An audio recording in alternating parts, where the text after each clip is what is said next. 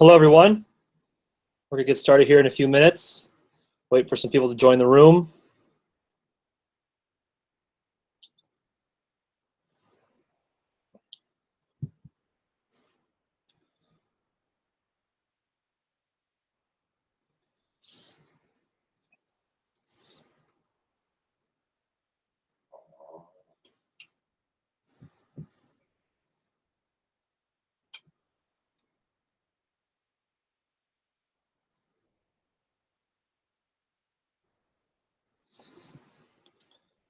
Looks like we have 7 people, now 8 people in the room. We'll be using the question answer feature on Google Slides. So if you want to type in the URL that you see above and join the slide presentation. There aren't many questions on these slides, so I'll be using a Prezi to also present some information. So if you do have questions, I might not see them right away. So just hang tight and I will definitely go back and answer them. I also ask that you use the presentation questions for questions that you do have on the presentation only. Feel free to use the live chat through Google or through YouTube Live if you want to ask each other questions, but I will be checking the question answer feature through Google Slides. Could someone let me know that they can all hear me okay? I see we have 9 people viewing it.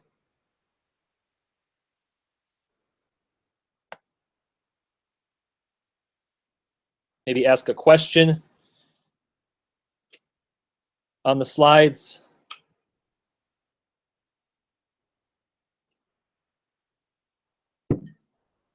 Thank you, Wesley. Thank you, Carter.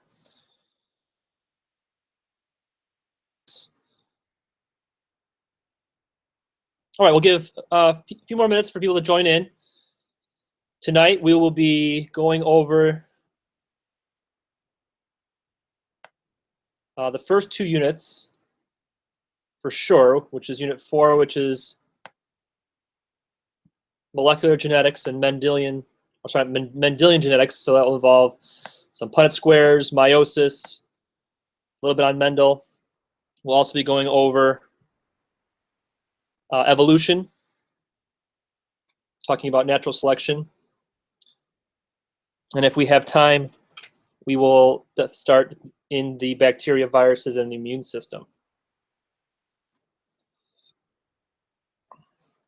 I do have to apologize. There are some people who asked if I could do some Punnett square problems and some Hardy-Weinberg problems. I forgot my tablet at school.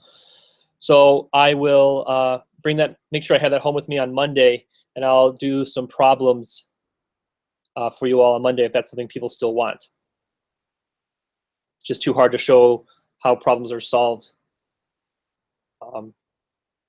with a PowerPoint or a Prezi.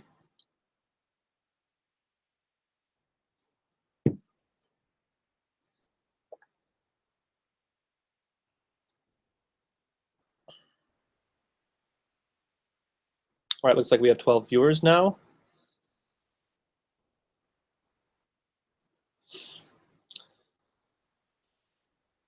Give about 2 more minutes. So not many questions asked during Unit 4B. Someone asked about non-disjunction of chromosomes, and someone asked if I can do some dihybrid, blood type, sex-linked, incomplete, codominant type problems. I linked some of the videos that I've created on monohybrid, dihybrid, and blood type and incomplete dominance problems, so I would highly recommend watching those videos if that's something you would like to review. As far as practice problems, I'll leave that up to you. You can search the internet.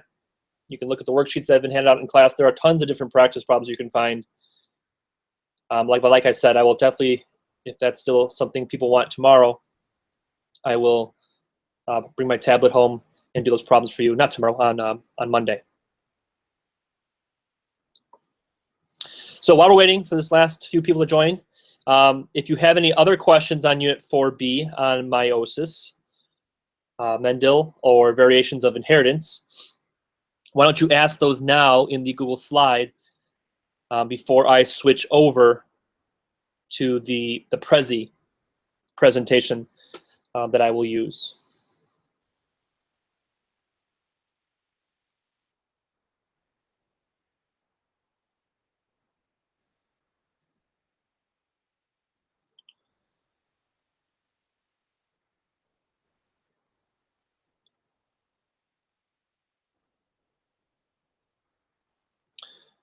All right, it's 8:05, so we're going to go ahead. I'm going to switch over here to my Prezi.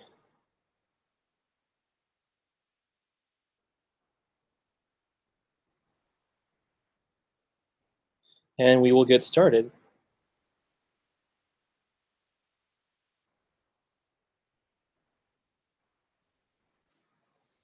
So I put this Prezi together. Actually, I stole a lot of it from a well-known AP biology teacher from New York, Mr. David Kanufke. He is a Prezi guru, but I stole a lot of his stuff and kind of retweaked it for my own purposes to make this review session for you. So we're doing semester 2 review, part 1. We'll start with Mendelian genetics and meiosis.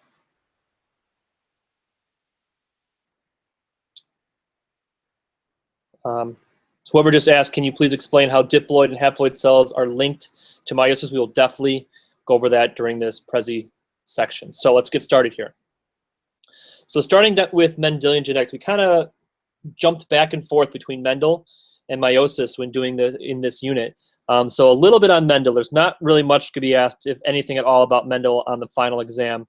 But just know that Mendel was the one who first came up with these ideas of inheritance patterns, and he did this by controlling how he pollinated the pea plants that he was keeping. Figured out was several laws that we still follow today, but what's interesting about Mendel's work is that it was all done purely on observation of the results of his experiments. He had no concept of meiosis and no concept of what was going on in the flower cells and production of gametes. He just worked with what the results were. So he came up with some of his laws just by basically looking at that flower traits to skip a generation, and that certain traits seem to cover other traits in terms of their expression. And that gave rise to some of Mendel's conclusions. One of Mendel's conclusions being that there are 2 factors or 2 alleles that are inherited for every trait that we have, and that is definitely backed up by meiosis, and how our cells all have 2 copies or 2 chromosomes with traits for the same gene, or with versions of the traits on each chromosome. So that definitely is something Mendel came up with, these 2 factors. He called them factors, we now call them alleles. He also came up with this, or figured out the concept of dominant versus recessive traits, how dominant alleles can mask or cover up recessive alleles when an organism has one of each. So we saw that a lot. Now, some other of Mendel's laws is the law of segregation. So this is when one allele for a trait goes into a gamete. This is basically why we have to set up Punnett squares. This is the reason why you have to do your 2x2 or in dihybrid crosses 4x4 Punnett squares, because you only get, parents only give one allele or the other to their offspring. So we use the concept of probability to figure out what are the chances of inheriting specific traits. And then when we set up a Punnett square, we figure out what are the chances of inheriting each trait from each parent in terms of what genes they will have and what phenotypes they will have. So the segregation of alleles is a random process. So the laws of probability are at play when we inherit them. The law of segregation is explained by the behavior of chromosomes during metaphases and anaphases of meiosis, and we'll talk about meiosis and how this relates to that. And the big thing, especially with dihybrid crosses, is the alignment of chromosomes at that metaphase plate, and how that is always random, how they're pulled randomly to either side of the cell and eventually put into gametes. So that is a big concept in conclusions. But again, he didn't know about meiosis, which is pretty amazing that he figured this stuff out. So like I said, the alignment of chromosomes in the metaphase plate is random, and then segregation occurs during anaphase. So if you look at this diagram, you can see prophase 1, metaphase 1, that's where all the magic happens of creating new and interesting chromosomes. We'll talk more about that. For example, like the crossing over event that occurs in prophase 1, and then the random assortment of chromosomes in metaphase 1. Then anaphase 1 is where we separate those homologous chromosomes, and then after meiosis 1, we now have haploid cells. Those cells now have one set of chromosomes instead of two. That's where we are segregating those genes. Meiosis 2 is really just separating sister chromatids as if it were mitosis. We're just separating the copies of DNA from each other and putting them into separate cells. So really, meiosis 1 is a really important part in terms of inheritance and variation. Meiosis 2 is just is basically the same as mitosis. It really has no significance whatsoever in this process. So to go back to the question of someone asking about diploid and haploid, you can see right here, everything on the left of this diagram before the big break in the middle are diploid cells. You see two of each kind of chromosome. We see homologous pairs in the cells. Prophase 1, they're lined up next to each other. Metaphase 1, they're lined up at the equator. Anaphase 1, they're being pulled apart. It's during telophase 1 and that cytokinesis event that they're eventually separated. And once they are separated, now we have haploid cells that go throughout the entire process of meiosis 2. We just now separate the sister chromatids to have single-stranded chromatids as opposed to double-stranded chromatids that we start at. It's also important to note that there's no replication of DNA in between meiosis 1 and meiosis 2, unlike when we saw mitosis back in first semester. So hopefully that answers your question a little bit, whoever that asked that question about diploid and haploid cells and how they're linked to meiosis. So the next major law that came about through Mendel's work was this law of independent assortment. And this is basically why we have to do dihybrid crosses. Basically, alleles separate from each other independently of each other as long as they are unlinked or they're on separate chromosomes. So what Mendel, actually luckily for Mendel, the way he set up his experiments and the organism he was dealing with, the traits he was following were all found on separate chromosomes. They were unlinked to each other, so they assorted themselves. They were separated independently of the other chromosomes or the other traits he was following. For example, in this Punnett square, you see yellow seeds versus green seeds as one of the traits, and we see round seeds and wrinkled seeds as the second trait. The hypothesis for dependent assortment, if they were moving together, would be what we would see the results on the right, and that's not what Mendel, or sorry, on the left, and that's not what Mendel saw. He did not see a 3-to-1 phenotypic ratio for these traits. What he saw was the 9:3:3:1 ratio, where the trait for color and the trait for seed shape were inherited independently. You could have yellow seeds that were round and then yellow seeds that were wrinkled, green seeds that were round and green seeds that were wrinkled, unlike the other hypothesis that's on the left. So basically the hypothesis on the right is the correct one as long as the traits are found on separate chromosomes. And we'll talk about traits that are not on separate chromosomes. We talk about sex-linked traits.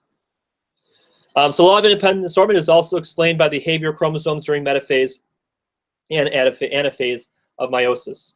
If you look at the diagram to the right, the picture on the left is showing the law of segregation, how the chromosomes are separated into separate cells. But look at the difference between the picture on the left for metaphase 1 and the picture for metaphase 1 on the right. Those two cells have assorted their chromosomes differently. And because of that, there are different outcomes in the gametes below. So because the chromosome for wrinkled seeds is on a different chromosome, or the trait for the gene for wrinkled seeds is on a different chromosome than the trait for yellow seeds, they don't travel together. They don't have to go into the same gamete. They can assort themselves independently.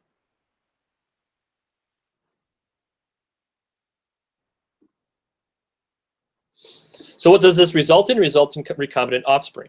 Independent assortment can lead to combinations of traits in offspring that are different from the traits in their parents.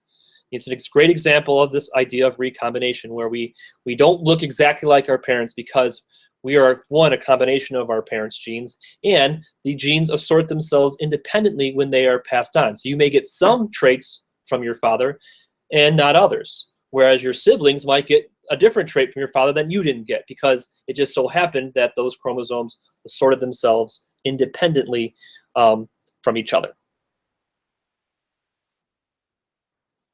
So that's the basics of Mendel's laws. And I also have done, there are some videos, like I mentioned before, that you might want to check out, solving Punnett squares for both monohybrid and dihybrid crosses. So if you want to check those out, they're on my YouTube channel, or I've linked them in the Google slide presentation.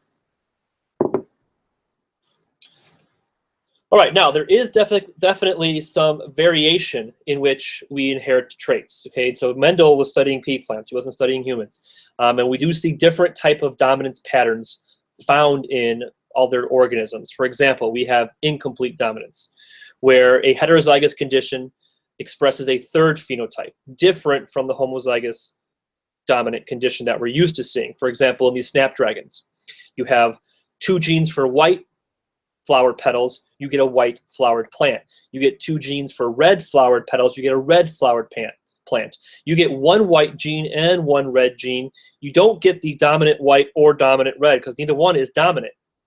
They're incompletely dominant. You get a pink colored plant. This really all has to do with the amount of pigment that is produced. Basically, the more red genes you get, the more red pigment that is produced. So the combination of not much red and the white gene, which is the lack of pigment, gives you a pinkish colored flower. So that's incomplete dominance.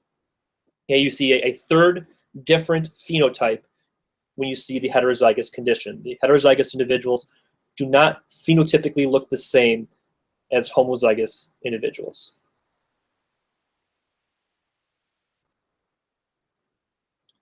So how does this alter ratios? Instead of having a 3-to-1 phenotypic ratio, unlike the dominant recessive traits that we've done when you cross 2 heterozygous parents, when you cross 2 heterozygous parents, you get a 1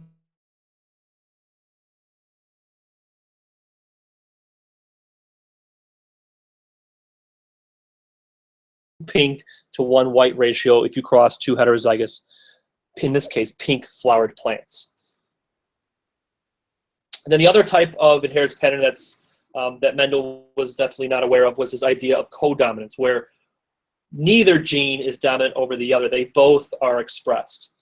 The great example, we use this a lot in biology, is human blood types, where you could have an A allele, which would give you this A carbohydrate, this A antigen on your red blood cells.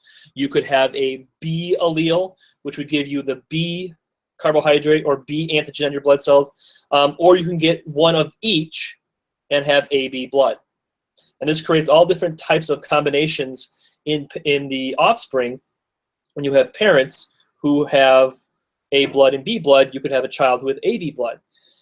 So one thing to remember when looking at codominant blood types is that there are 2 ways to be A. You can have alleles or a dominant A allele and a little I. The recessive allele, which is for no protein, we call that type O blood, has no carbohydrate on the red blood cells. So that is basically recessive. So the A allele would mask or cover up the little I allele. And then if a person gets A and B, then they have both carbohydrates on their blood.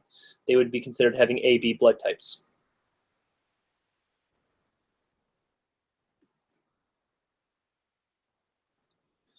And why is this important? Why do we need to know this? Well, it's really important to know your blood type, because in blood transfusions, now that you hopefully have a better understanding of the immune system, if your body recognizes an antigen that's not supposed to be in your body, for example, if you're type A blood and you receive type B blood in a blood transfusion, your immune system would attack that blood, would cause that blood to clump up, and that would cause major problems in a lot of your major organs. So knowing blood type is very important when it comes to transfusion. It could kill somebody if they receive the wrong kind of blood.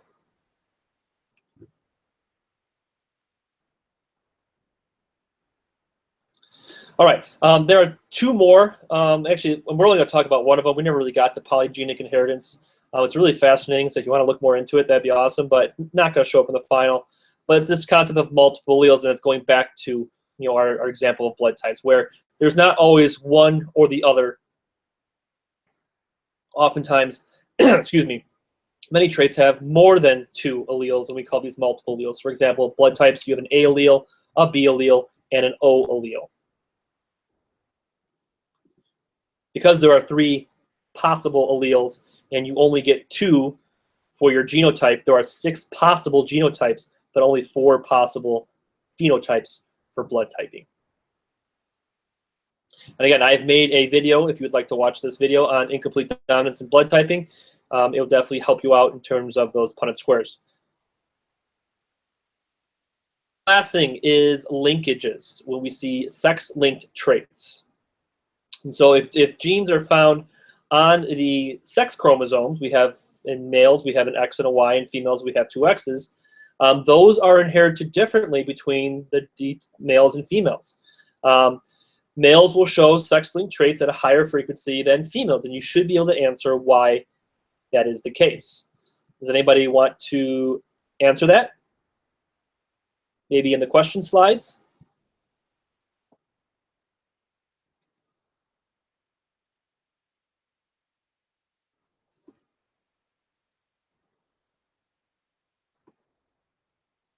Here, I'll switch over to the question slides.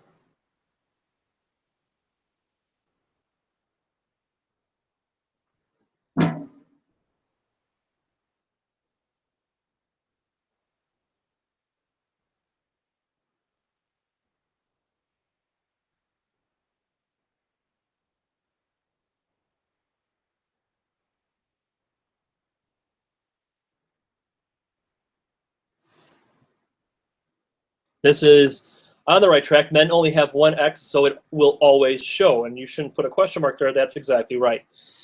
When males inherit their X chromosome, there is no other chromosome that could mask the recessive trait on the X chromosome, because the Y chromosome doesn't carry genes for that trait. So that's exactly right. Men only have 1 X, so it will always show up in the phenotype. There's no way of masking it in males. Whereas females, they can have an X that has dominant trait and an X with recessive trait, and they won't show it. They'll be considered what we call a carrier. So let's go back to the presentation.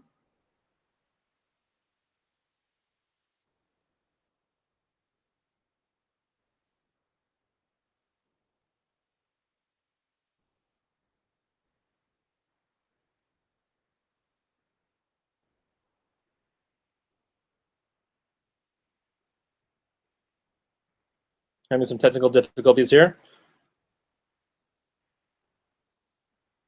All right, I think it's working.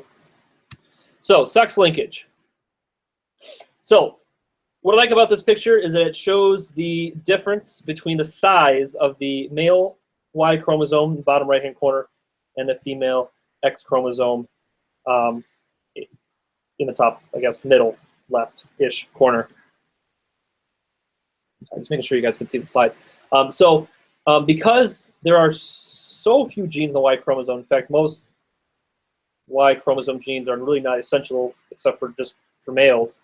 I kind of showed that. You can kind of see the slide off, the picture off to the side, that kind of the joke of the Y chromosome having a lot of male characteristics on it.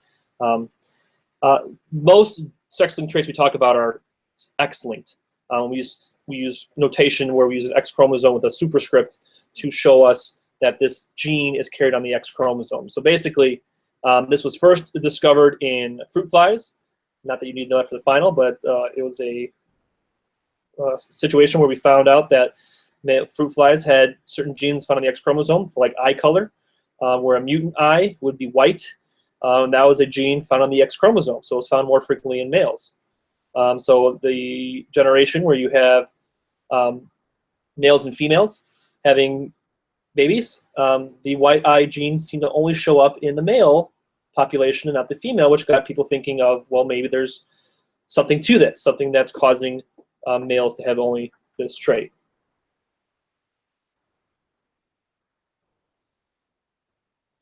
So I just wanted to show this to remind you all that the Punnett squares we do for sex-linked traits, we use an X with a superscript letter to represent the two different traits. Usually I use big N's, little n's because usually it's normal is the dominant trait, and color blindness, for example, being the recessive trait would be little n. And then the Y chromosome does not have a superscript at all because it does not carry a gene for that trait.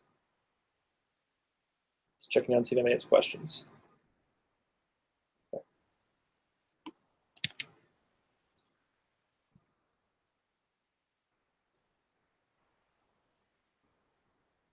All right, let me switch over here.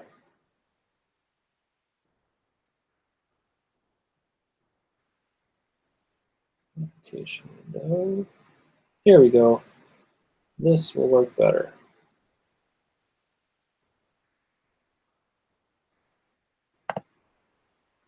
All right, sorry about that.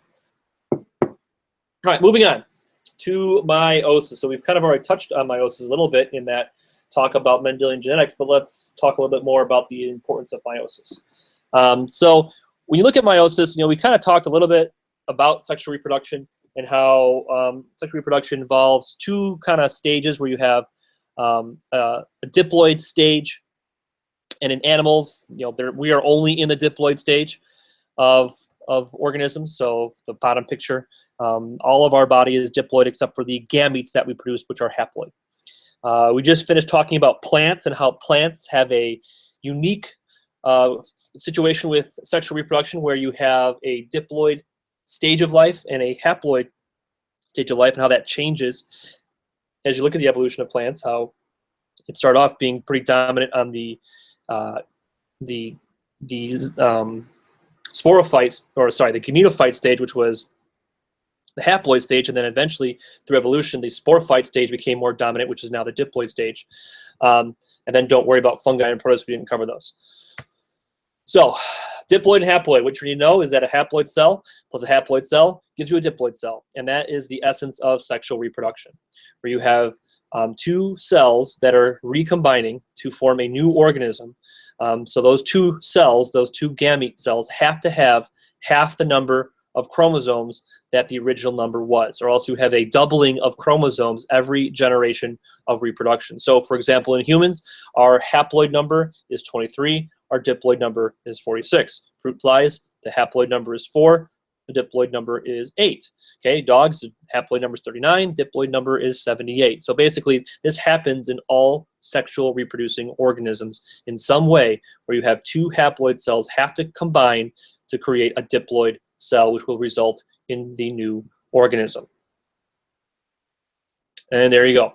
There are the two haploid cells that we famously know about. We have the large egg in orange, and then these very, very tiny small sperm cells trying to fertilize that egg in blue. And it only takes one. Actually, it only can be one to fertilize that egg.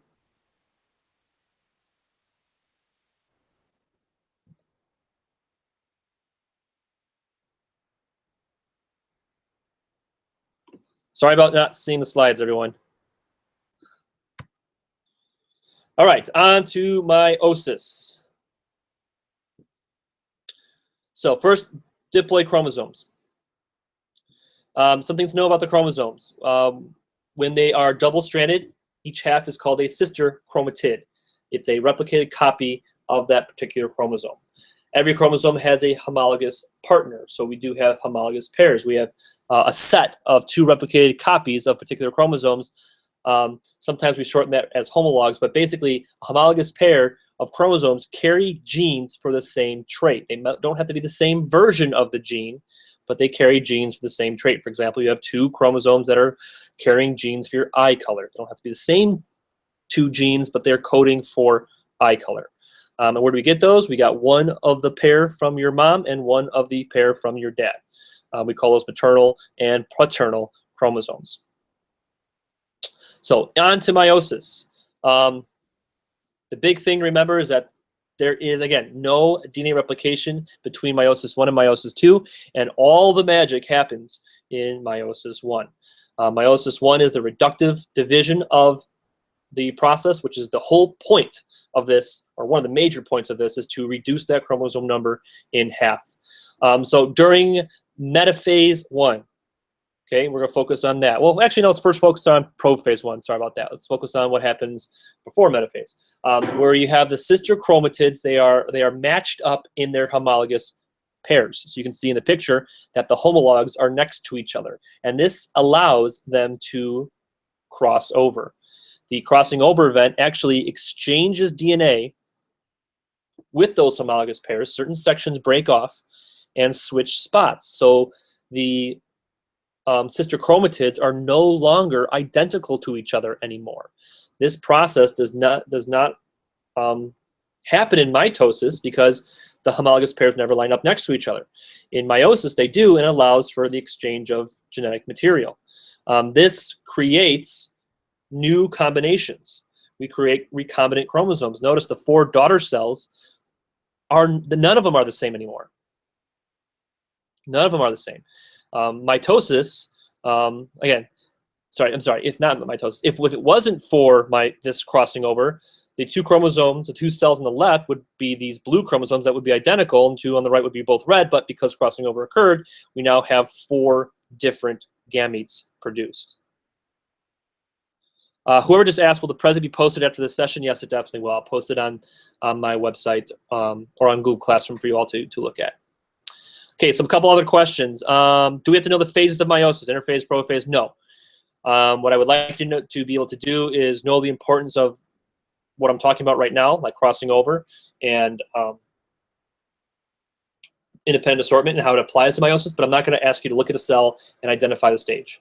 You might have to put logically put a picture of cells in order, but not memorizing prophase, metaphase, anaphase, and telophase, and stuff like that. I don't think that's important for the final exam. All right, so that is crossing over. Now, on to metaphase 1. This is where the homologous chromosomes line up, and they can line up differently every single time a cell goes through meiosis.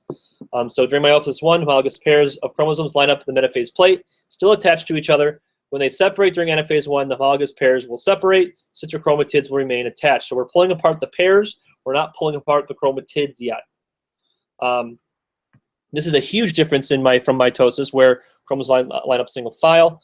In meiosis, that doesn't happen until metaphase 2.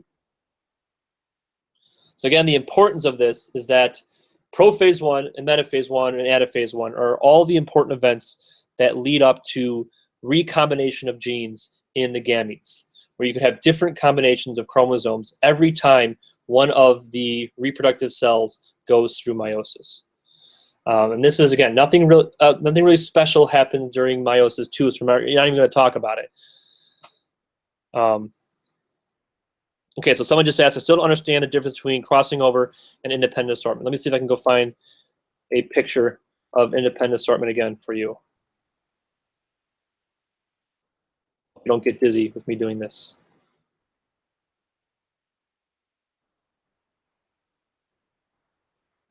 I'll just come back to this at the end of the presentation if you still don't understand. So basically, if you look at this picture, we'll go to this one here. At metaphase 1, the chromosomes, notice like the blue ones are on the bottom except for that third pair, the blue ones on the top. They don't have to line up that way every single time. So the way these lined up will result in a certain set of gametes produced. They can line up completely differently the next time a cell goes through meiosis to produce gametes, which will produce completely different combinations as a result.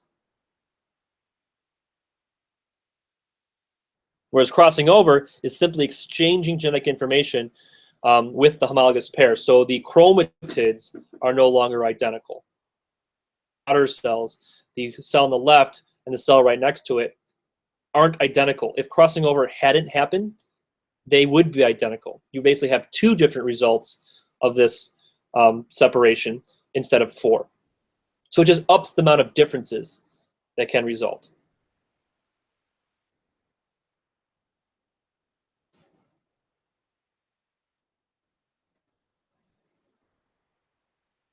Someone just asked, what is the difference between synapsis and crossing over? Synapsis is just the name in which we use when the chromosomes line up next to each other.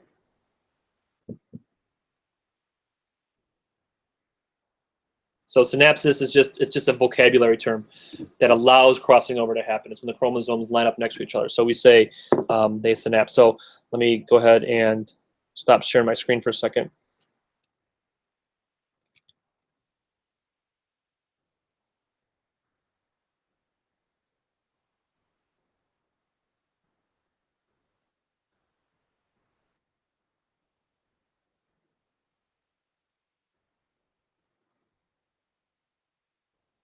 So remember we did our meiosis handshake?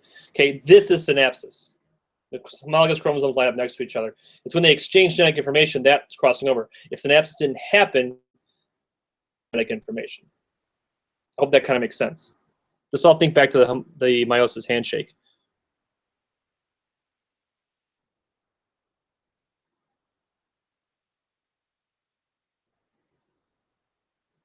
All right, moving on. So like I said, meiosis 2, really not that important. It's just mitosis all over again, separating sister chromatids from each other. But notice in this picture, you see how this chromatid on the very top in metaphase 2 has a little bit of red and has mostly red, and a little bit of blue, and its sister chromatids all red. That will result into 2 unique gamete cells after it goes through division, which is really important. So meiosis at a glance. Here's the real important things. We go through interphase where we replicate chromosomes just like we do in mitosis. But in meiosis 1, we separate homologous pairs. We go from diploid to haploid cells. And it's during meiosis 1 that we get synapsis that occurs, which allows for crossing over, and we get the independent assortment of chromosomes lining up randomly at the equator. And that creates cells with unique combinations of genetic information. The number of different cells possible is like over 8 billion. It's an incredibly large number. And then when you add crossing over into it, it's just improbable that any gamete will ever be identical to another one. You can watch that YouTube video at some point. I know someone asked about pedigrees, I think, in the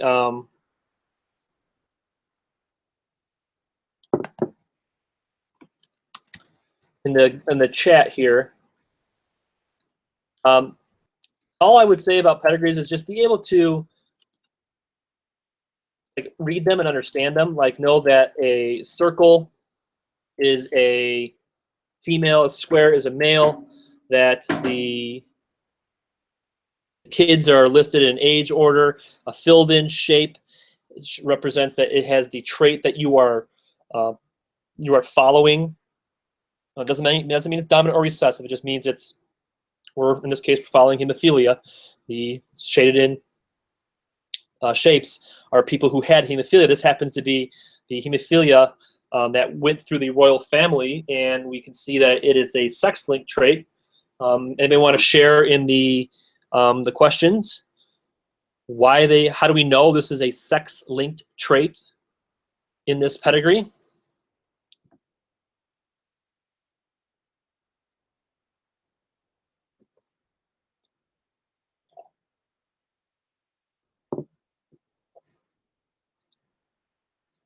You can share it in the YouTube live chat too if you want.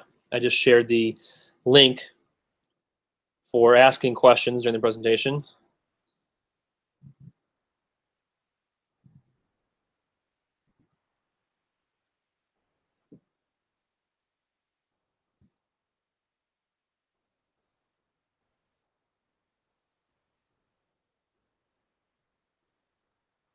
No one knows why this pedigree is showing it's a sex-linked trait. Maybe I'm just not seeing it. It is hard to scroll through these questions.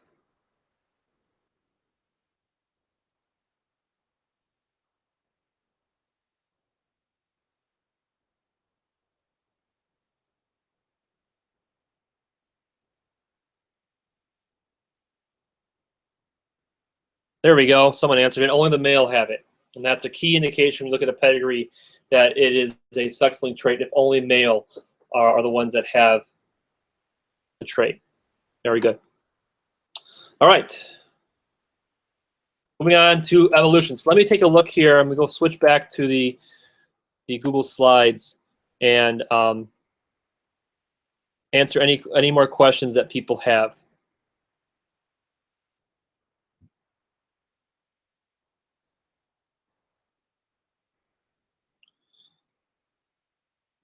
All right, so again, the difference between crossing over and independent assortment. Crossing over is when we exchange genetic information with sister chromatids, whereas independent assortment is all based on how they line up during metaphase and eventually get separated into separate gametes.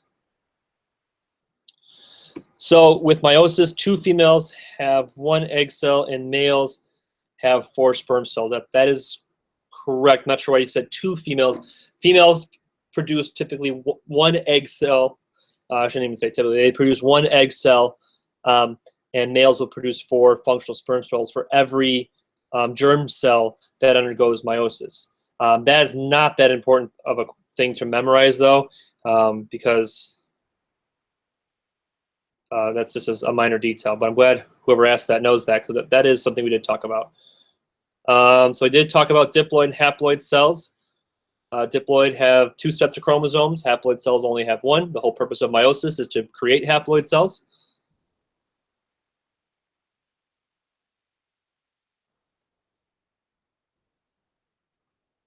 Sorry for all the comments that you're not seeing the slides. Someone asked, do we have to know all the phases of meiosis, interphase, prophase, etc.? No, you do not have to know them. Just know the importance of what happens during like prophase and metaphase in terms of crossing over and independent assortment. In the case of twins, now this will not be on the final, but it's important that you know it's not 2 sperm cells fertilize the egg.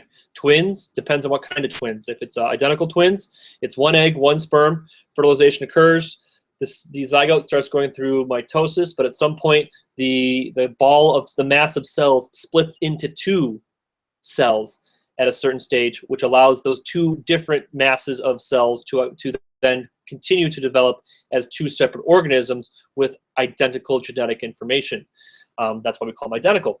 But then you have fraternal twins that are, they're just born at the same time. They are 2 separate eggs, 2 separate sperm cells. Sometimes a female releases more than 1 egg, and since there's billions of sperm cells that are deposited, sometimes both are fertilized and both at the same time, which gives you fraternal twins, or triplets, or even quadruplets. Unless you're octomom, then you have 8.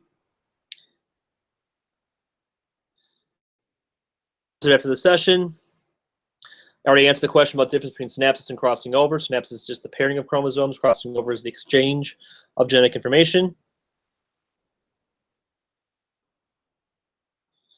All right, very good.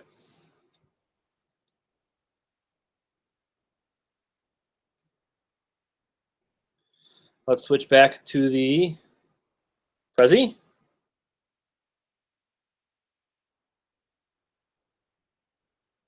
Hope you're not getting all dizzy with all my switching back and forth. And we'll start talking about evolution.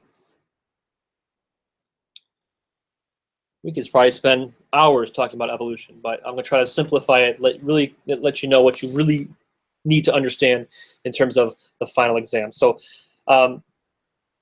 everything that we really talked about in terms of Darwin is historical stuff that I feel is important, but we didn't feel is important enough to really put in the final exam. So do I hope you leave this class knowing that Darwin had a major impact on evolution? Yes. Will it be on your final? No. So don't worry about studying the history of Darwin.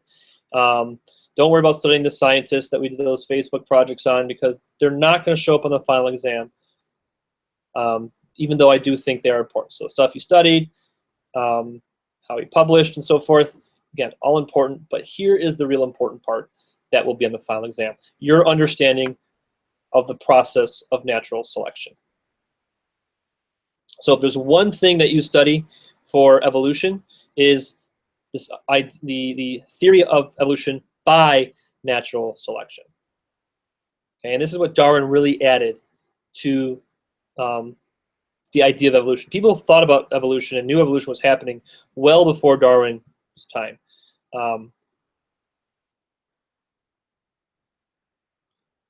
It's what he added to it was this idea of natural selection. that really got him synonymous with the idea of evolution. So how does it work? Real simple. We have our four main principles, and sometimes you see them as five. I don't really care about the number of them, as long as you understand how they work. You have overproduction of offspring. Okay, most offspring won't grow up. That is what creates competition. Okay, which is actually the third. And as you know, these are not like steps. It's more of what has to be present for natural selection to work. You have to have these four things happening for natural selection to happen. So one is overproduction. Two is variation. Okay, if you just look at any organism, you look at yourselves and your fellow human beings, there's variation among us all. No two are quite the same.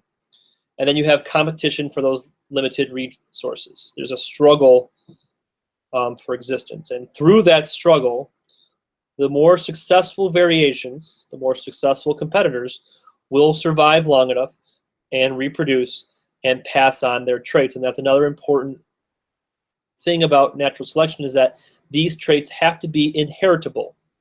They cannot be traits that are acquired during your lifetime. You can dye your hair red. You're not going to have redhead babies because of that. It has to be inherited for it to be worked upon through natural selection.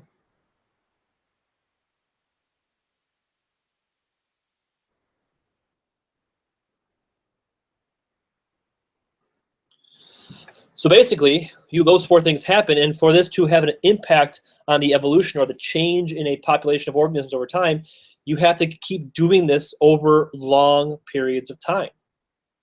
And through the process of millions of years of nature selecting certain organisms to survive and reproduce and others to not, life has adapted to its environment. So the concept of evolution, we go back to this idea of evolution, is it's just change over time.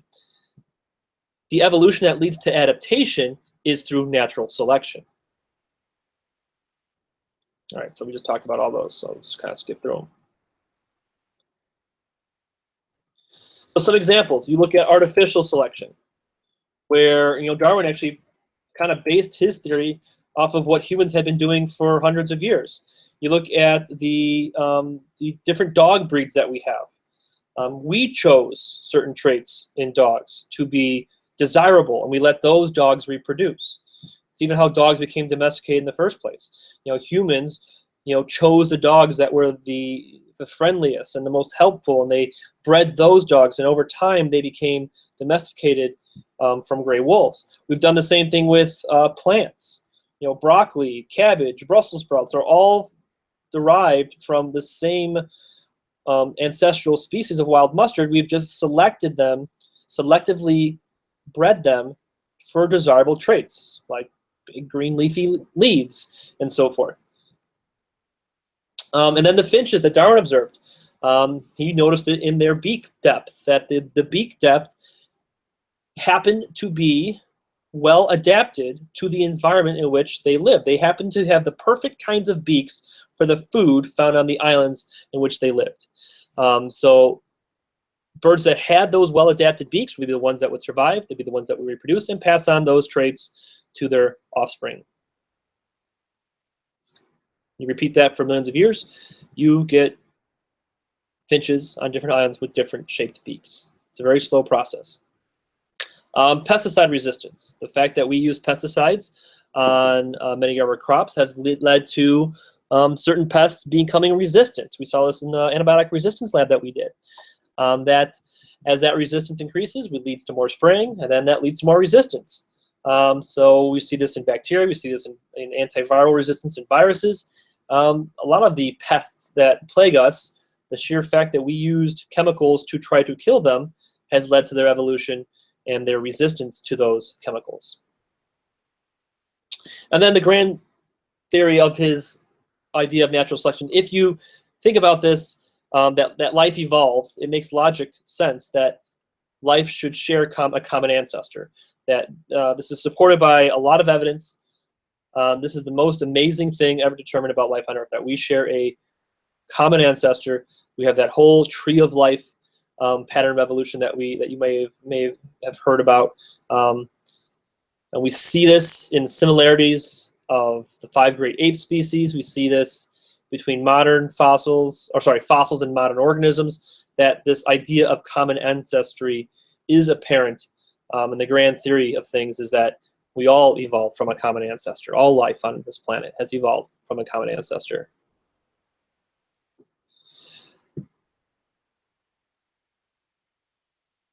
All right, so going quickly over the evidence of evolution. Again, not a big focus for the final exam. I just want to point out that, yeah, people say this is a theory, but it's a theory that's supported by a lot of evidence. So a hypothesis is a testable statement about the universe. A theory is a major unifying framework supported by all the evidence currently known, and then a law is deducted fact that will always hold true if given certain conditions. Not typically used in biology. We don't have many laws in biology. So saying that natural evolution is just a theory is not really giving it that much as the credit it deserves. It's an overwhelmingly established theory that's almost become, as Ernest Mayr says, has almost become irrational to call it just a theory. It's pretty darn close to proven fact.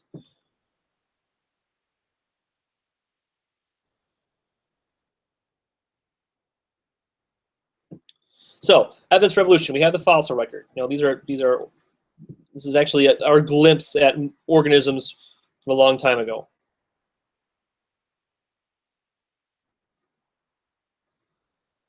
Okay, I'm not going to go over a lot about the types of fossils because they're not that important. We have anatomical evidence of evolution. We have homologous structures, structures that are similar in their form, similar in their development, but may provide different functions. Its evidence of close evolutionary relationship suggests a recent common ancestor. We talk a lot about the forelimbs of several vertebrates and how they all have similar bone structures, yet through evolutionary time have evolved and adapted to different functions based on the environment in which these organisms live. But the fact that their bone structures are similar leads us to understand or believe that the DNA, the genes that code for those bones, must be similar as well. This was used an awful lot before we had the technology to look at biochemical molecules as evidence of evolution. And then analogous structures are similarities and adaptations resulting from similar evolutionary pressures. They're different structures, they're different development, but they're similar in function. This is good evidence of convergent evolution. So this does not show common ancestry, but what it does show is that there's not one right way to evolve, and that similar pressures could lead to similar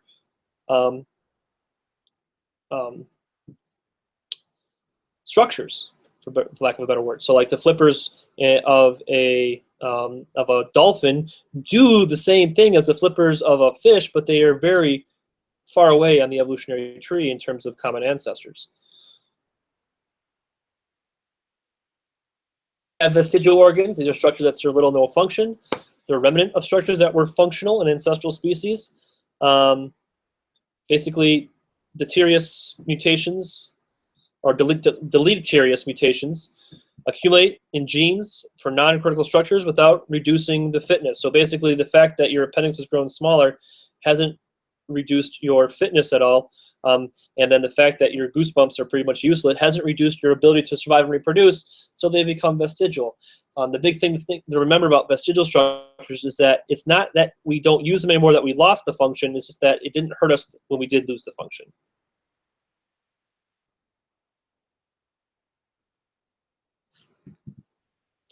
And then we have comparative embryology. Similar embryological development is closely related species. All vertebrate embryos have similar structures at different stages of development. Again, leaning back to the idea that there has to be genes that code for these developmental stages, and if they're similar in their appearance, those genes must be similar, which hint at a similar inheritance common ancestor. Molecular evidence, looking at comparative DNA strands, DNA code. And then looking at comparative proteins give us more evidence. The more similar the protein sequences for amino acids, the closer the organisms are related to each other. We do this with DNA, and we do this with proteins. That leads us to this really complicated and really cool phylogenetic tree. Already talked about artificial selection with Darwin. but that is also evidence of evolution. We've artificially selected this plant to be our corn crop. That is genetically modified food. We just basically chose the seeds with the biggest kernels to be the ones that reproduce, and eventually we got our modern day corn. This is done with all kinds of organisms. Dogs and cats have all been artificially selected for. And then comparative biogeography, kind of talking about that a little bit. I'm not going to get into much of that. And then we can still observe evolution happening at a micro scale today. It takes way too much time to see a macro scale of evolution, but we can see small changes like the Industrial Revolution creating the variations between dark and light moths. So early 1800s, pre-industrial England, low pollution, lichen growing on trees, light-colored bark, light-colored moths are the ones surviving. Late 1800s, industrial revolution occurred in England. Factories created soot, coated the trees, killed the lichen, dark-colored bark, dark-colored moths. The advantage. Mid-1900s, pollution controls, clean air laws, return of lichen. Oops, sorry about that. And the light-colored bark returns. The light-colored moths now are the ones with the better advantage. And so you see a fluctuation. Yes, we're not creating different species, but we are seeing a small scale of natural selection occurring in a relatively short period of time. And then, again, going back to pesticide-resistant insects and so forth and bacteria, that's another good example of evolution occurring.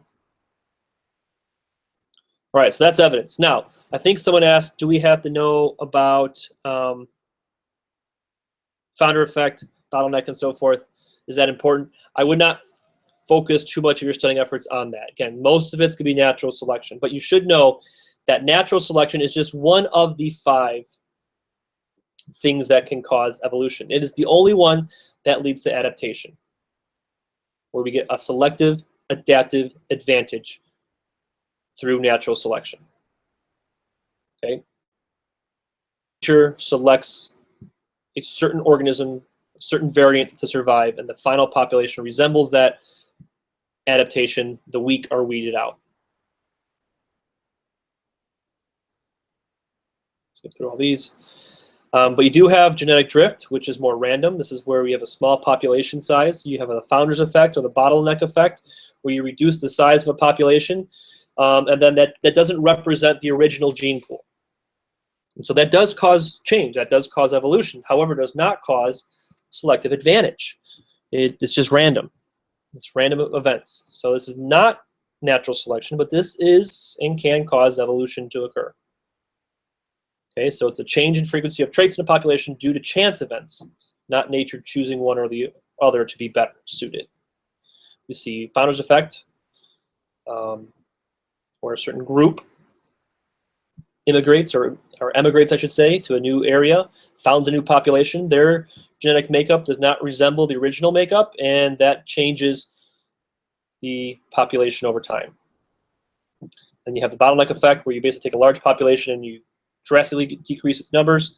Only certain ones survive. The survivors don't represent the original population.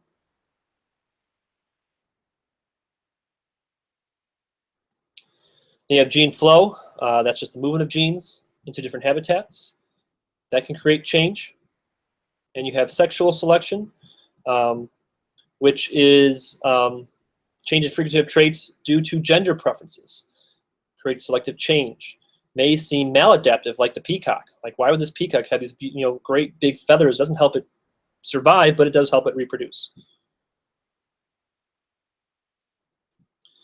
These crabs, these crabs use these front claws as an indicator of high fitness. And this is actually what is thought to have led to what's called that sexual dimorphism, difference between genders, indicates the effects of sexual selection, why males and females look different. All right, effects of evolution. How does it work? Well, you got to remember evolution occurs at the population level.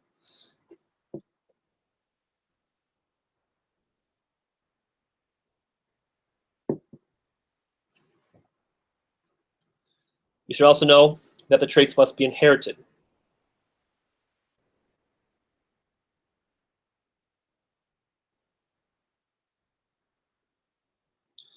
And you should also know that you should be familiar with the different types of selection, disruptive, stabilizing, and directional. Though, again, not a huge thing that's going to be asked. In fact, I'm not sure if there's even a question in the final about this. I wouldn't worry too much about that for the final. All right. Finally, measuring evolution. This is where Hardy-Weinberg comes in. This will be on the final. So I'll make sure I spend a good amount of time on this. What are we doing on time? We're at 9 o'clock. We've got a half hour. So, again, remember populations evolve, not individuals. It's the population level. The genetic makeup of population changes over time. This increases fitness, favorable traits, greater fitness become more common. We talked about the rock pocket mice a lot in our examples, showing different fitnesses based on where they live and the environment which they find, or the environment which we find them. So it's the environment that determines the organism's fitness in some cases. You have to have variation in order to have natural selection. Variation is the raw material for natural selection. There has to be differences within the population. Some individuals must be more fit than others for this to work. Where does it come from? It comes from mutations, random change of DNA. It comes from the mixing of genes through sexual reproduction. The recombination of genes gives variation amongst offspring. So we did talk about the 5 sources of evolution, kind of going back to our 5 fingers of evolution. We have mutation, that's the middle finger. That's what creates the variation. You have gene flow, the movement of genes from one population to another creates variation.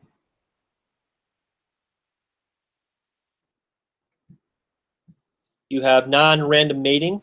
Selecting your mate for certain characteristics would result in a shift in allele frequencies in a gene pool. You have genetic drift, or just the shrinking of a population very quickly would create genetic drift.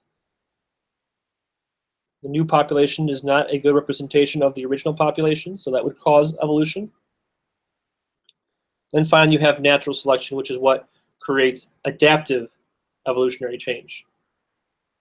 Only the fittest will survive. So to do Hardy-Weinberg problems, there's some terminology you have to remember.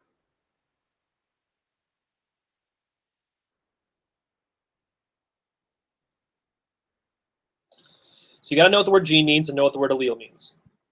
You also have to know what dominant recessive are, and you have to know what homozygous and heterozygous are. You should know that this occurs in a population. You should know what a gene pool is. And you should know what evolution basically is at the genetic level. It's a change in the allele frequencies in a population.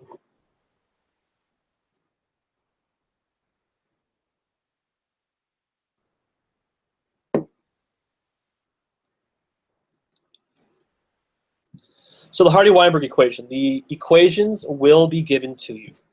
You do not have to memorize p plus q equals 1, p squared plus 2p cubed plus q squared equals 1. What you do have to know is what p and q, p squared, 2pq, and q squared represent. P represents the frequency of the dominant allele in a gene pool. Q represents the frequency of the recessive allele in a gene pool. This equation really only works well with you have 2 different versions of a trait. And so P plus Q have to equal 1, or 100%, of the entire gene pool. P squared represents the frequency of homozygous dominant individuals in the population.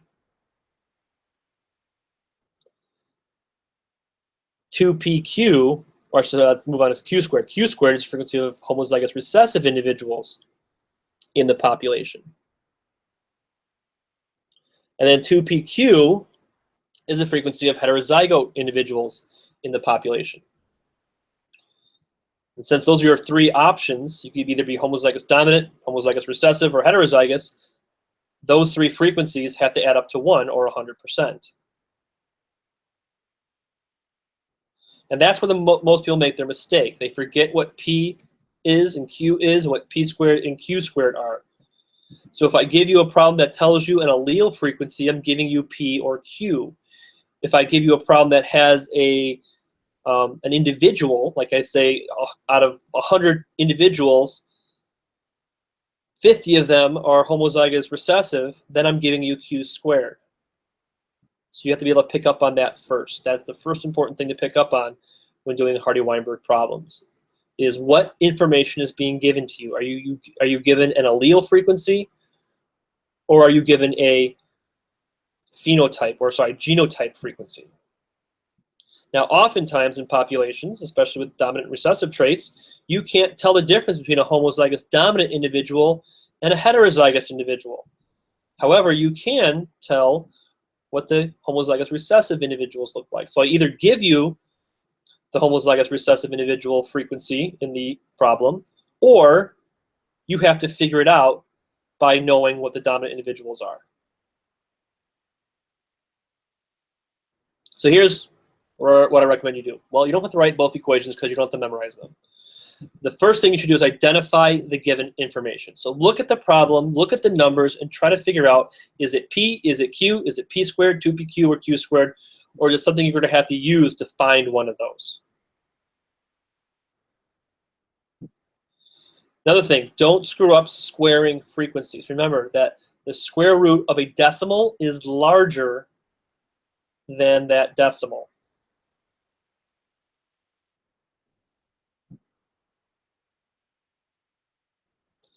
And then 4, the first thing we always do is we start with trying to figure out Q.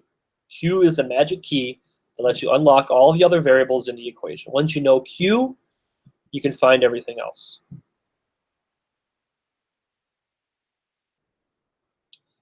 Work your way around the problem until all terms are solved for. I recommend making one of those tables that I've given you in some of the worksheets that we've done.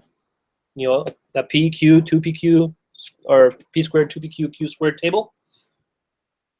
And then I would recommend just practicing problems. Here are some problems that you can practice on.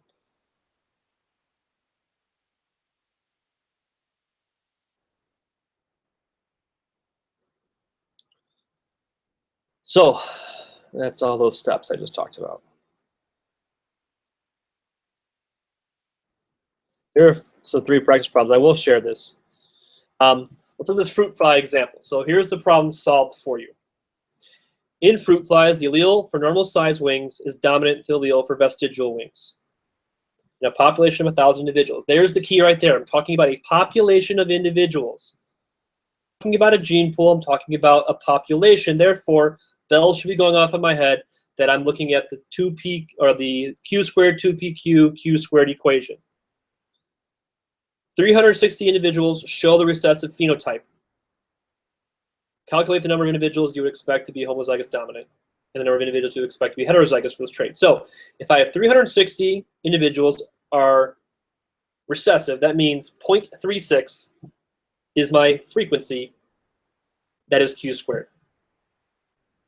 I take that Q squared and I square root it and I get 0.6. Notice that is larger than that's supposed to be. Now that I know Q, I can find P. Q is my allele frequency for the recessive allele. Therefore, it has to add to P to equal 1. P equals 0.4. 0.6 plus 0.4 equals 1. Now I know both allele frequencies. I can find P squared and 2PQ. I can find the frequency of homozygous dominant individuals to be 0.16. Multiply that by 1,000. There should be about 160 individuals in that population that are carrying 2 dominant alleles for this trait. And then I multiply 2 times 0.6 times 0.4 to be 0.48, and that should be multiplied by 1,000. There should be 480 individuals that are heterozygous. Another mistake that I noticed a lot of people making is when they do the 2 times P times Q, they multiply 2 times P squared times Q squared, and they get a completely wrong number. Always go back and check. Does your Q squared, P squared, and 2PQ add to 1? 0.36, 0.16, 0.48 adds to 1. If it doesn't, you did something wrong. Does your P and your Q add to 1? If it doesn't, you did something wrong. That double check will make sure you understand that you've done these problems correctly. And yes, there will be Hardy-Weinberg problems on the final. That will be one of the written questions you will have to do.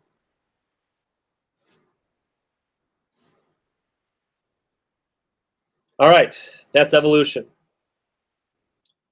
It's 9:10. Let me go back and look at some of these questions now.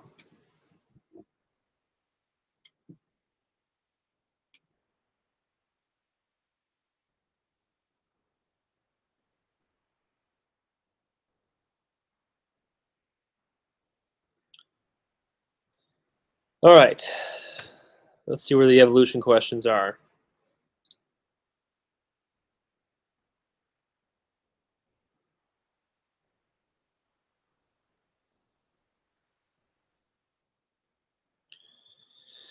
So, can you explain the definition of natural selection, evolution, and fitness? I would not worry about defining these three terms.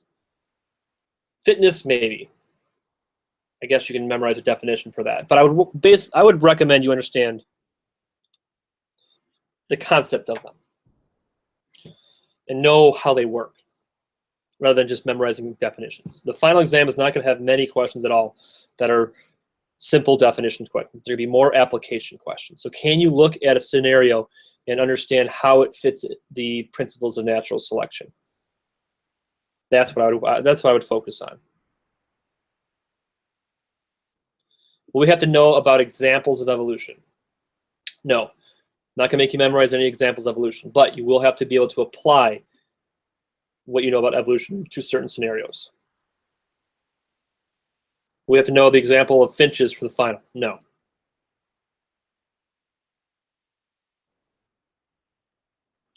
This is kind of a general test questions. Are the questions in the final specific questions, or just like understanding the concepts? I would say mostly just understanding the concepts. We tried to make it not specific details, more big general concepts.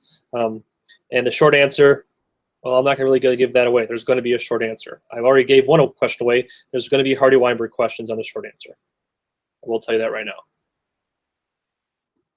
Are the founder effect, bottleneck effects, homologous, vestigial, analogous, pre-symbiotic isolations important?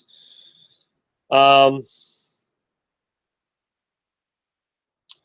not going to say no, but I wouldn't spend too much time studying them in that great a detail. So as long as you have a basic understanding of what those mean, you're in good shape. Will you have to know a lot about homologous structures? No. I would just simply say no, it's an example of a evidence of evolution.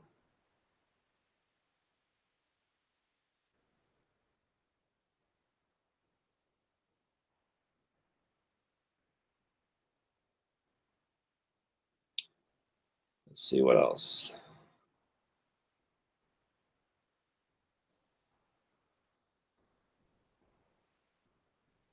Will this video stay posted once it's finished? And will the next review? Yes, the video will be posted to YouTube. I'll post a link to it on my Google Classroom for all of you to see. And the next review is Monday, same time, same place, different topics. All right, I'm going to take this moment to make sure I switched over to evolution. Let's see. So I did Hardy-Weinberg, talked about biological molecules that support other atoms of relationships. Cladograms. Yes, I can go over a cladogram. Here's an example of one. So cladograms basically are pictures that show us how closely related organisms are. So if you look at this one, I really like this picture because it gives you kind of these groupings called clades, which is where a cladogram comes from. For example, the biggest clade, vertebrates. All these organisms in this cladogram are vertebrates. They all have a vertebrae, all the backbone. You move up to the four limbs. Fish don't have four limbs. They don't fit into that clade. This clade's a little more specific. You got to have a vertebrae and four limbs. So amphibians, reptiles, birds, rodents, and primates all fit into the clade for four limbs. This kind of gets a little bit into our classification, where we have a hierarchical system of groups fitting within other smaller groups, like those nesting Russian tea dolls that I talked about in class. Then you move up, the amniotic egg is shared by reptiles, birds, rodents, and primates, more specific than the four-limbed clade. And you move up into further, have hair and fur, rodents and primates. So the further we move up, the more traits these organisms have in common, the more closely related they are to each other. For example, in this diagram, you have the rodents and primates sharing 1, 2, 3, 4 traits. They're very closely related to each other compared to primates and amphibians that share only 2, forelimbs and vertebrae. What we can't tell in this diagram are the reptiles and birds more closely related to each other than the rodents and the primates are. We don't know. They all share 4 traits together. And so it's inconclusive based on this diagram. But basically the way these work, the more you have, and it could be, in this case, physical traits, it could be number of similar amino acids in a protein, it could be anything you're comparing. It's just a way of organizing them based on the criteria you're using to compare them. In this case, we're looking at physical characteristics. We did the fish proteomics lab. We did number of similar protein bands. So that's what a cladogram is. Hopefully, whoever asked that question, that answers your question.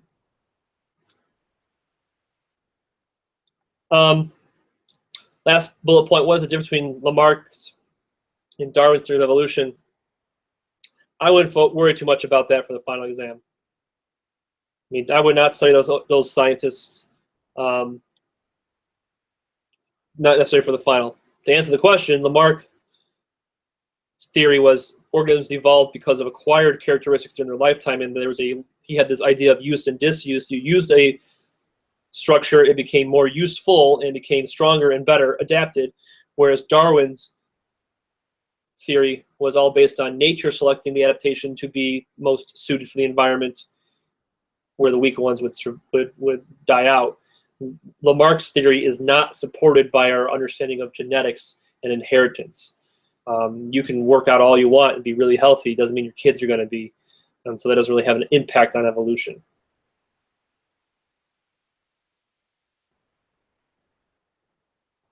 Right, any more questions?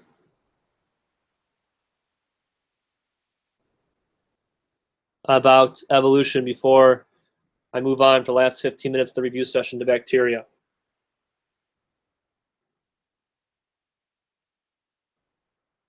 Are you still all there, or have you fallen asleep at your computers? There's not much chatter going on in the chat window.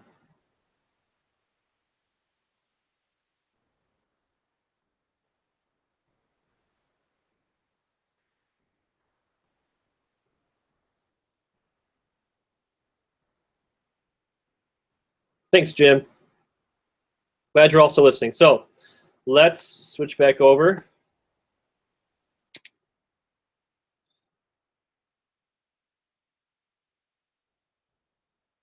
And start talking about bacteria.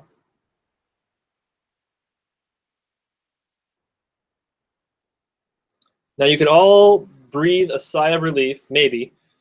I'm not sure if you're happy about this, that there's not much in terms of the final exam on nitty-gritty content detail on bacteria, viruses, and the immune system.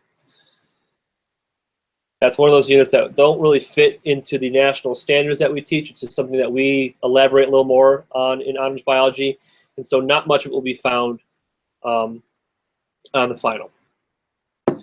So some things to know about it, though, is basically what a virus is. A virus is basically an obligate intracellular parasite. It is like this quote. It's a piece of bad news wrapped in a protein. It's just genetic information in a protein coat. And all viruses really do is they infect cells. They rely on cells for their own propagation. You can't have, viruses aren't able to survive, reproduce, break down organic molecules. They don't really want to do anything without the use of cells.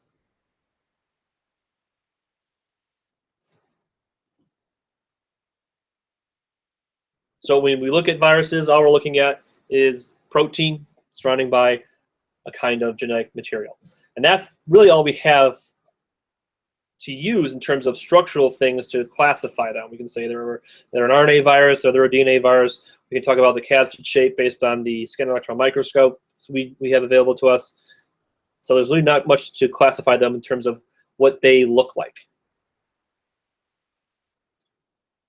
All right, so these are just some viral diseases that we talked about. We talked about the 1918 flu pandemic that occurred. There are two kinds of viruses. You have the prokaryotic viruses that infect bacteria only. This is where we talked about the lytic and lysogenic cycles. I'd be somewhat familiar to those two cycles. Basically, the lytic cycle is much faster, causes infection. You make new viruses. Viruses are released. Cell dies.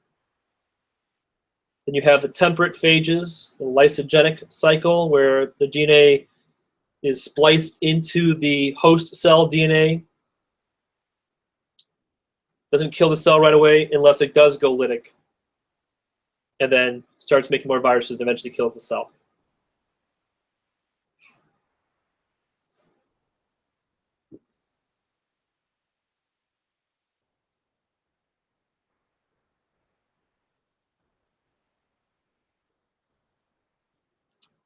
So Alex just asked, why are viruses not considered living things?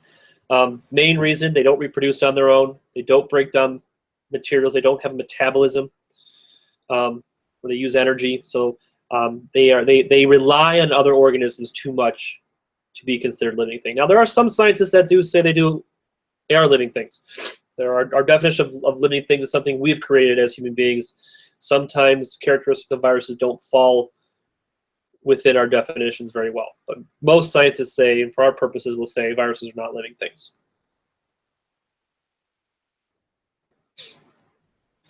Then we have the eukaryotic viruses. This is where we really get into, they're more diverse, where you have DNA or RNA genomes. There can be single-stranded or double-stranded, and a lot of these have lipid envelopes that surround the protein coat that help them evade our immune system. So DNA virus, basically the DNA is used directly to make messenger RNA. That RNA is used to make viral proteins. The proteins that assemble, the DNA is replicated, and new viruses break out of the cell. RNA viruses can be a little bit different. The RNA serves as a template for protein synthesis, so there's no DNA involved. There's not one that's better than the other. It's just the way that they've come about.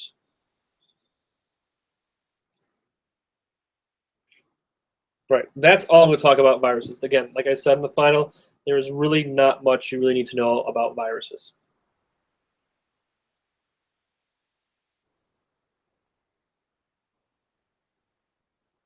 Yoshika, to answer your question, do we need to know about the different parts of the virus and what they do?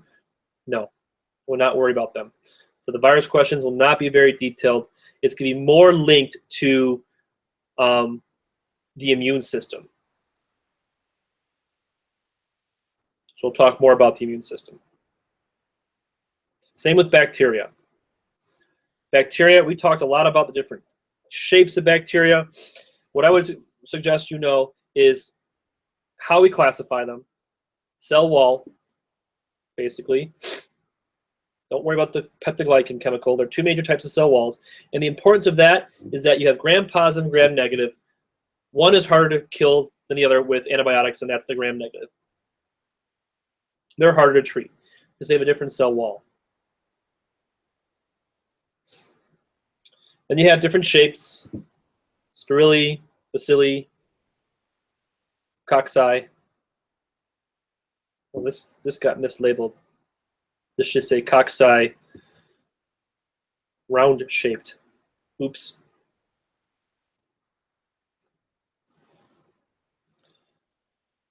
And then some of the structures, like for movement. Flagellum enable bacteria to move. Pili help bacteria to adhere, stick to things.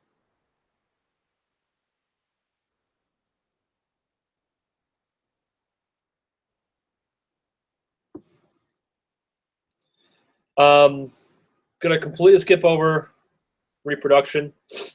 Not important for the final exam. I mean, I guess all I would say is to know is that they don't go through mitosis because they don't have a nucleus. They go through binary fission. in terms of horizontal transfer, transformation, conjugation, transduction.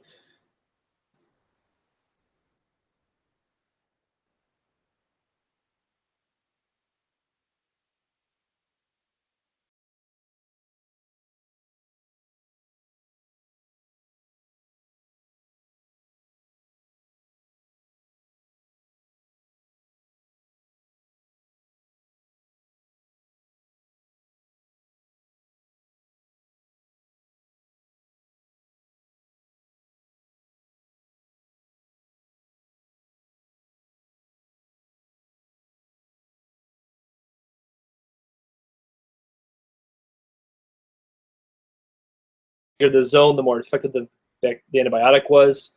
You should also kind of know why antibiotics work. I mean, don't have to memorize like what they exactly they do, but they don't kill bacteria. They prevent them from reproducing. They prevent them from making new cell walls or prevent them from producing proteins.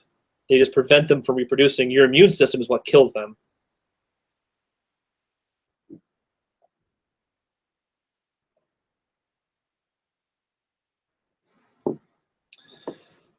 And then archaea, don't really worry about them. Won't worry about these for the final. All right, so that leaves us with the immune system. And since there's only about 5 minutes left of this review session, that's where I'm going to cut it off here. So I'm going to go back to the questions on the Google slide presentation. So let me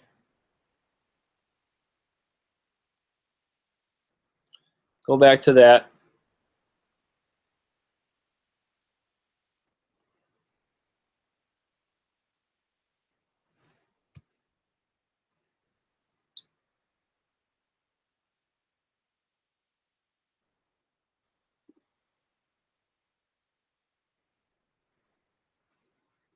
So whoever asked what are the parts, different parts of the virus, you just need to know capsid and genetic material. Different parts of bacteria, they have a cell wall. You should just know they do not have a nucleus. They have means of transportation through flagella. They have means of attaching to things through pili. Again, not that important. Can you describe how bacteria capture energy? I would try to be familiar with those vocabulary terms like chemoautotroph, chemoheterotroph, photoheterotroph, photoautotroph, and knows what those words, those prefixes mean in terms of how they relate to energy. Like photo refers to light. That's how they get their energy to make ATP. Chemo refers to chemicals. Auto refers to they can take carbon dioxide and make organic carbon compounds. Hetero means they have to use organic compounds to make their own organic compounds, like we are heterotrophs. So I would know those basic terms. And we kind of know about aerobic versus anaerobic. Oxygen, they don't need oxygen to survive. Facultative anaerobes can live in the presence of oxygen but don't need it. Just those basic vocab terms should be understood. Then how has bacteria evolved? I'm not quite sure what that question's getting at. Maybe you're asking about the antibiotic resistance lab and how bacteria have become resistant to antibiotics through our overuse of them, and how that applies to natural selection is something you definitely should know. All right, I'm gonna go through some of the questions now and make sure I've answered them all.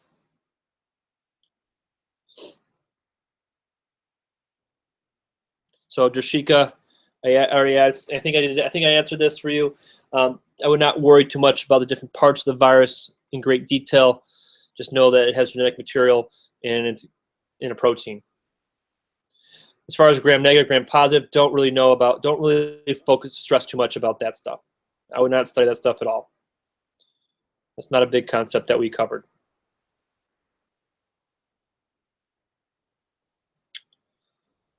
All right, let's see. Wish these questions came in chronological order. I don't know why they don't.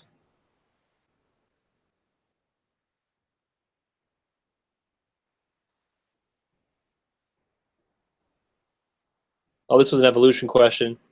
Do we need to know examples of which structures are analogous? I would say no.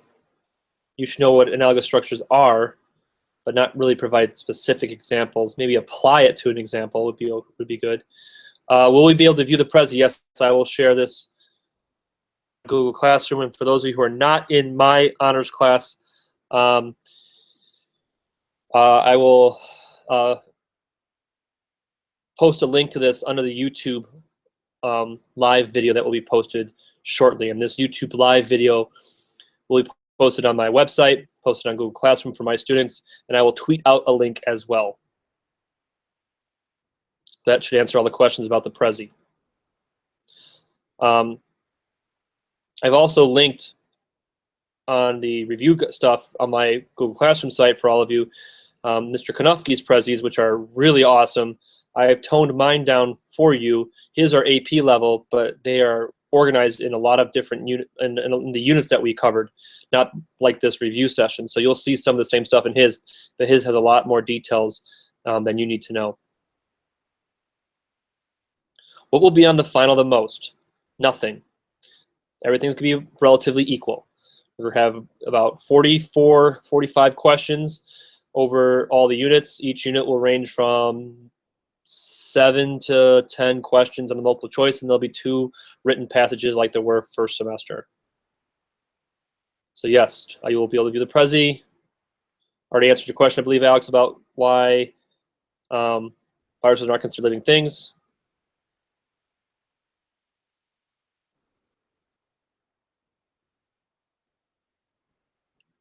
How detailed are bacteria questions? Like, you know specific types of bacteria? Definitely not. Do not spend your time studying specific types of bacteria. How they reproduce either. I kind of went over the lytic and lysogenic cycle. Don't have time to do that right now because I already went over it once.